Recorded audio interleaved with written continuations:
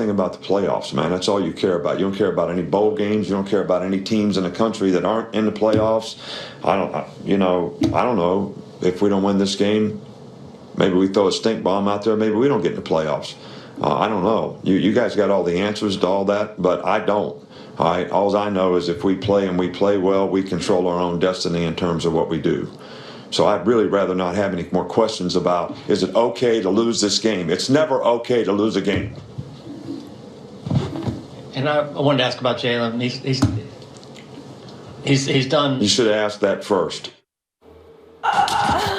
Is he not the best? That was Nick Saban responding to reporters, and the question which was asked was, would his players be okay losing the SEC title game to Florida? Because win or lose, they will probably make the college football playoff. Like, love, or hate this response, Stephen A. Oh, I love the response. It doesn't bother me. I do concern myself with media members.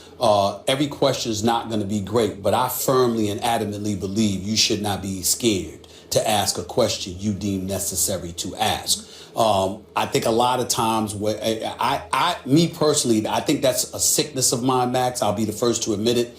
I'm quite sure it makes people uncomfortable for a coach or somebody to get at you. I crave the thought of a coach thinking they could come at me like that. I would love it. I'd have a bunch of questions. Come back out. Right back. Let's go. I don't work for you. I need to see you at some press conferences. You wouldn't, because I don't worry about stuff like that, because I'm going to go there to do my job, not to humiliate anybody or do anything. But I'm going to ask the questions that I think people want to know. I love it because I love Saban's realness. I love his commitment to excellence. I love the fact that he doesn't let players, his team, or anybody, his coach, that just like he went off on Lane Kiffin on the sideline during the game earlier this year. He lets no one off the hook. He is about accountability, and I love that man for it. He's the greatest coach in college football. I think he's one of the greatest coaches ever. My problem, the only issue I have, Max, is with his words about, you guys, that's all you care about. Well, what the hell are you looking at the media for? That's the NCAA's decision. You know, whoever came up with the bowl system, you know, the FBS and, you know, the Power 5 conferences and all of this other stuff. It's like those folks in Alabama, let's call it what it is. The newspaper industry, the media industry overall has changed dramatically. So you talking to dudes, this is their livelihood. They ain't getting paid the $7 million he's getting paid. He's Alabama. Therefore, you know, they walk in there, they tick him off. They might not get any access. You compromising their job. I love his realness. I love his commitment to excellence. I love all of those things about Nick Saban. But he does come across as a bully. And I would say this, Max, in closing. One of my proudest moments was seeing him with Paul Feinbaum on the sports, I think it was the Sports Center desk or wherever it was at the SEC Media Day. Paul Feinbaum asked him a question. Nick Saban came right back at him. Paul Feinbaum came right back at him. Paul could not care less. Paul can't care less. And more importantly, Paul is a dude who's a big-time radio host, an exceptional radio host, an exceptional information guy as well, who won't back down and don't have to worry about Nick Saban compromising. Now, I do respect Nick went right back at him, because Nick is showing you that's just who Nick is. He ain't just picking on a little guy. It's just that sometimes I find myself wishing, like, damn, those are little guys. Could you give him some slack? I love this, and I love the entire interaction. I love the question, and I love Nick Saban's response. And I will tell you why. It's not, the job here is not for the reporter to make himself look good, nor is the job for Nick Saban to make himself look good. What they're trying to create here is content for the consumer. Ideally, the kind of content that not only entertains, which this did, but illuminates the thought process of the coach. What makes him tick? How does he approach things? The reporter, the thrust of the question really was, given the fact that you're guaranteed a playoff berth by and large, how do you keep your guys motivated, right? Like, what do you do to keep them wanting to win? And Nick Saban gave an illuminating answer. It illuminated his thought process, his approach, his world view about his job, which is very Belichickian, right? And it makes sense off that tree. It's respect for the opponent, respect for the task at hand, respect for tradition, And that's why he is, and respect for the amount of work and focus he needs. And that's why he's the best coach maybe in the history of college football, because he has that same approach as Belichick. He can't entertain ideas of losing. What do you mean how I keep my guys motivated? Because let's face it, the playoff does undermine the conference championships. It does. It undermines them, whether people like it or not. And Nick Saban's point is, forget about all that. We have a game coming up. I have too much respect for the game itself and for the opponent and for the traditions of this game to say just because we're in a playoff berth, maybe guaranteed, we somehow need to approach this any differently than we do every time. It was an illuminating response for him. It gave me, the consumer, everything I needed, both the reporter and Nick Saban. Couple of things. That's fine and good. But the reality is that there have been times in the past where Nick Saban has been quoted about how his players may have been feeling themselves a little bit, reading too many of the headlines, and as a result, didn't come in with the necessary focus they should have. He has said that in the past. Secondly, when the reporter is asking Nick Saban the question, he obviously ain't talking about Nick Saban, not just because of Nick Saban's commitment to excellence, but also because he ain't the one that's on the field. Those players are. So you're asking about kids on a college campus, and how are you going to maintain a level of focus upon them? It was a fair question. The only other thing that I would like to add is this. To those reporters out there in Alabama who I think do an outstanding job of covering this university and their team and whatever, keep doing your job, and just remember one thing. The questions that you ask are about what you know the fans and the public want to know. It ain't about appeasing Nick Saban, as great and phenomenal as Nick Saban is. And there is no bigger fan of Nick Saban than me. At the same time, under no circumstances do you let that man intimidate you, because I watch him doing these press conferences and I get the impression that he intimidates a lot of damn people. And I'm saying to them, don't back Ask off. your best question Don't first. back Note off. to self. I will ask the questions when I want to answer. Don't tell. In other words, if you Nick Saban, I would have came back and said, "Excuse me, I'm asking it now. Don't tell me what to ask. You do your job, I'll do mine." Even that, though, was illuminating. My advice would be, in an ideal world, I know this isn't the way it works for people's careers, because if you're seen as soft, you don't advance in your career in media the way others do. But my advice would be, in an ideal world, what we should strive for is just getting the stuff you need. That's it. And by asking that question, Nick Saban's response, Molly, I think the reason he says you should have asked me that first is because it demonstrates how serious he is about his process. And in that response, he illuminates his thought process and his approach. You're right. You're absolutely right. But what I'm saying... So the reporter did his job. He got what he needed. He did his job. He got what he needed. And that's fine. Saban's a boss. He could come across as a bully. It is what it is. I totally understand it. All I'm saying is that if you're a reporter, don't back up. By the way, always remember, let me give... I've only been a reporter for over 23 years. Let me say this. To the reporters out there, and they know this, I'm not telling them something they don't know. I don't know of any reporter who has had Thanksgiving dinner with an athlete or a coach or exchanged Christmas gifts. You understand? It don't matter. We be fair, be a human being, but understand they're going to go their merry way. You go yours. Do your thing. Let's put this Tony Romo stuff to bed, okay? Yeah. The man's had 3 back surgeries. He's got a collarbone that's been broken twice. He's 36 years old. He plays behind, the last couple of years, he played behind probably the best offensive line in football. Hasn't finished the season in the last 5. Any general manager that would make a deal for Tony Romo shouldn't keep their job as a general manager. I mean, it's a bad business decision. That was Joe Theismann telling Bleacher Report that any GM who trades for Tony Romo should be fired, calling it a bad business decision. Max? Is Theismann right? Not only is he right, I have very little to add. It's not that Tony Romo isn't excellent, Will. I know he's an excellent quarterback, Stephen A. You underestimate him. He is an excellent quarterback when he's on the field. In the regular season. But his recent medical history indicates that he will never be on the field for an entire season. He won't make it through. He's actually best served as the backup on the Dallas Cowboys. He's best served as a guy on the bench who, if the starter is hurt, can come in and give you elite level quarterback play for a couple of games because he has chronic back conditions, plural. That means he will never make it through a season, so you can't game plan a season around him, and you can't chew up a big chunk of your salary cap on him. Theismann's 100% right. What does chronic mean?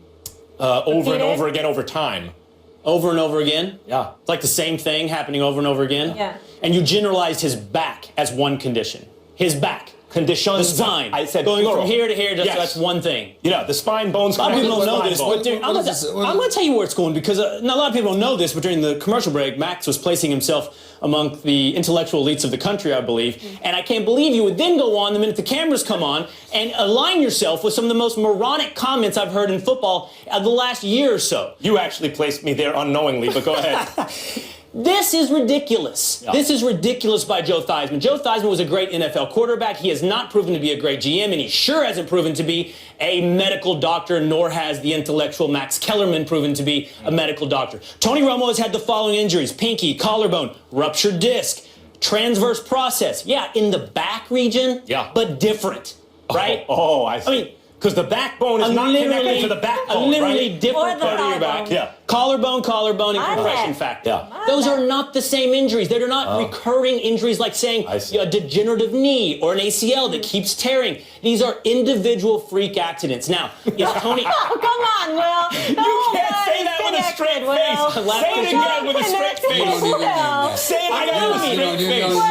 I have never come on this show. There's a first time for everything. This is your first time. You don't mean that. And Will, I will say that statement certainly doesn't place you on the intellectual. I mean it. I mean it. I would never come on this show. I have enough respect for not only this show, but the This is concept very of debate I understand. to hold an opinion that I only think and feel. I understand. I understand. Go ahead. These injuries are not connected. These are not chronic. Except by the back. You laugh and it makes me laugh. That's why I'm smiling. The backbone's connected to the... Go ahead, Will. I'm listening. Go ahead. Tony Romo statistically has been one of the most dominant quarterbacks. Yeah. Quit laughing, Max. You're making it seem like I don't mean By this. dominant, you mean injury-prone I quarterback? mean a top 5 quarterback Yeah, over the last of course. decade. Most fourth quarter comebacks. Highest passer rating above active quarterbacks. The Denver Broncos, or if you want to go into the non-contender status, Chicago Bears or New York Jets would be very well off to trade for Tony Romo. Five There's a games. price to everything. And just because he's been hurt, I think it's only 3 of the last 4 seasons, doesn't mean he's not a bad Please put the camera on Will and say that Max. again. Max. Wait, please put it on Will and just repeat that phrase. What was it? He's just because he's been hurt. What? How many times? I'm gonna rest my argument here.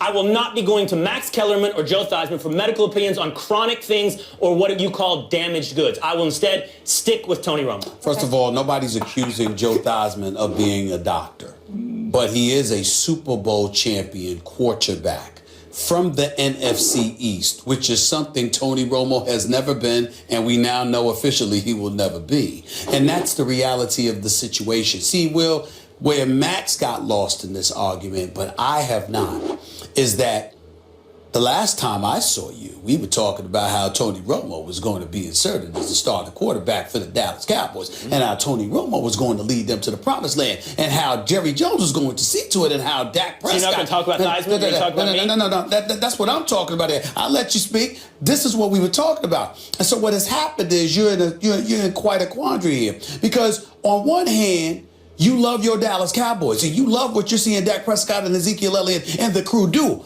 On the other hand, the more they do it, the more it ensures your prognostication, how inept, how out there, how lost you were when it came to Tony Romo. So I understand. It's a troubling situation. You can think about it and come back next week and recover. No, I'm here. I'm ready. You're in no position to do it right now. Here's the deal. Tony Romo, for all the greatness that you talk about with him, that's regular season, 78-49 record, completing 65% of his passes. The brother's big time during the regular season. Come postseason, he has 2 playoff victories in 10 years. Will Kane, I know you know this. In order to win 1 Super Bowl, you actually have to win a minimum of 3 postseason games in the same season. This man hasn't won more than 2 in 10 years. It is over. And at the end of the day, what it comes down to is this, Will. You can make all the arguments that you want, but Joe Theismann, he ain't a doctor, but he is a quarterback. He did play in the NFC East. He has won a Super Bowl, and more importantly, he's had personal conversations with Tony Romo where he has suggested to Tony Romo that you should retire because of how risky it is. I've interviewed Joe Theismann.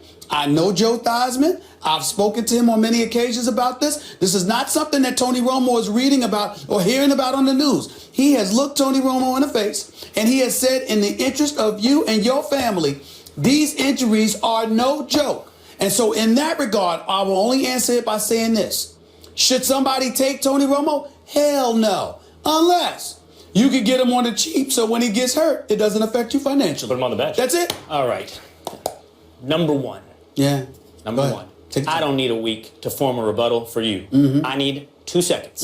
It happens live. I know you think as that. we're speaking. There's no week needed. I'm ready now. Intellectual elite in the country. I know you think That's that. number There we one. go. That's number one. Number two, you haven't peeled back the curtain. You haven't showed anybody the predicament that I'm in that I've got to now argue my way out of with my Tony Romo opinion. I actually think you did a good job on Mike, and I watched you, and at no time did you address your faux pas when it came to Tony Romo. You, as a matter of fact, avoided that subject religiously, if I recall correctly. Max, I just want you to know. He avoided the subject. Which number three I will address now. I was not wrong. Go ahead.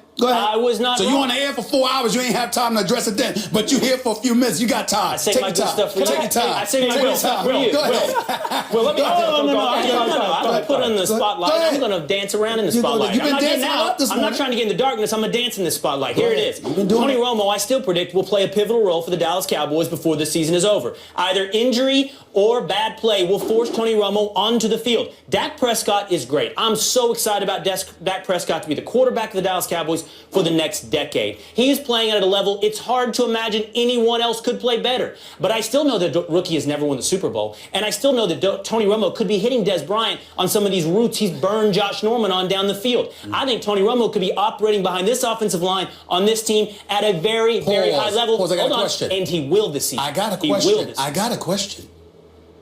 Am I to understand when you made the statement that no rookie quarterback has ever won a Super Bowl, you believe, even right now, that the return of Tony Romo would elevate the Cowboys' chances of winning a Super Bowl rather than leaving Dak Scott in the lineup? I think it's 6 one way, half a dozen another. Oh, I Lord, think what they're kind both of damn great. answer is that? What's your answer? I think the He Dallas thinks Cowboys Tony can Romo win the would be Super better. Bowl with Dak Prescott or Tony Romo. So then what you sweating about Tony Romo Balls in for the then? airport. So what you sweating about Tony Romo for then? Why do you feel this compulsion? Why do you feel this need to get Tony Romo back in the lineup if Dak Prescott can win with it? You're sweating a little bit. You Little are bit. sweating. Rookie You didn't win the notice? Super We Bowl. saw the makeup artist come over here and touch up a little bit. You're sweating a little bit. What's going on? I mean, Dak Prescott, you don't think, can Dak Prescott win with the Cowboys? Yes. The Super Keep Bowl? going. The second So question is. why are you worried? Why do you feel the need for Tony Romo? Because I believe Tony Romo can I get didn't in the say game. I do. A matter of fact, I'm counting that. I hope your prediction is correct. Because to me, if Tony Romo gets back in the lineup, it ensures the Cowboys will win the Super Bowl. I hope it happens. This is what He I said want to know. Hold on, hold a on. pivotal This is role. what I want to know. Why do you need to be a doctor to know that if a guy misses 3 of the last 4 seasons, he's injury prone? It's like, They're did you need a isolated doctor? injuries, Max. Did Don't you- you know they're not connected? Did you need a doctor to tell you that It's not the Cal strongest Ripken day for you, Jr. Will. was a It's not the healthy strongest guy? day for you. Bad morning. I'm Did you get a highly- doctor for that? Will, If I'm that's highly true. entertained. If that's true, Right. I'm completely lacking self-awareness because I Okay. feel pretty good about this. Real good. Good. Let's leave it on that note. We'll leave This it on was that. fun, Will. Always good I to think see I'm you. pretty self-aware, Molly. You are. Not but this a little morning. lost right now. Not this morning. Let's Little keep- lost. let's Bad keep morning it for you. moving. Let's keep Bad it Have you morning. ever admitted defeat? Ever? Say what? Ever? Have you ever admitted I've defeat? never had He's to. lost. I've never had to. It's just so obvious that it doesn't need to be said on the show. It doesn't happen. That's why. I rest my case. He believes it. No awareness.